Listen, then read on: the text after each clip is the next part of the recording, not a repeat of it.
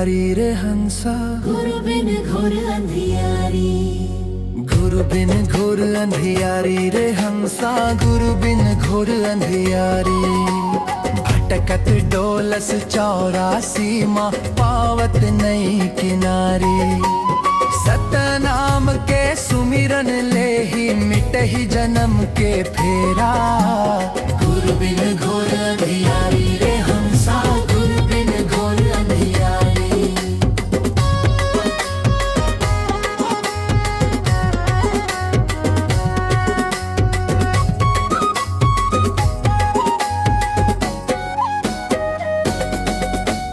माघ मास के पुन्नी तिथि माँ भईस अलख उजियारा। माए अमरावती ने दादा महंगू के घर प्रकटिन तारण हारा।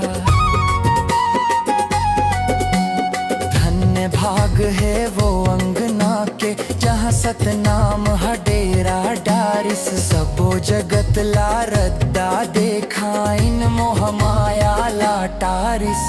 गुरु बिन घोर अंधियारी रे हंसा, गुरु बिन घोर अंधियारी।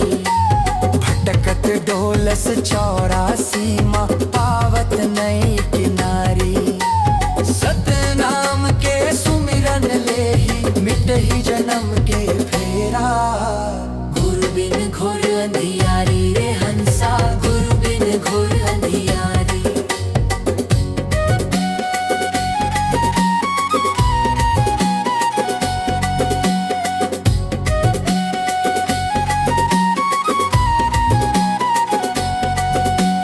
बिना जान और बिना पहचान के जो भटके ला रद्दा दिखावे। अज्ञानी ला तत्व ज्ञान दे के, वही सच्चा गुरु कहावे।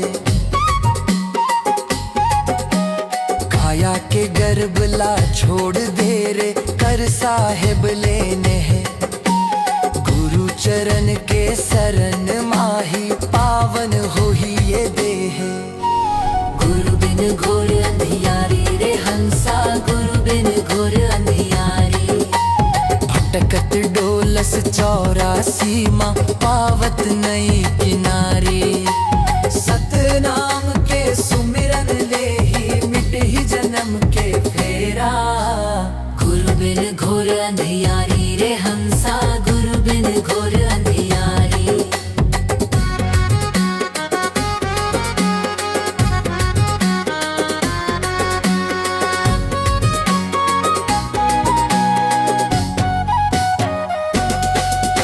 लख 84 भटक के आयस, मिलिस मानुष के चोला।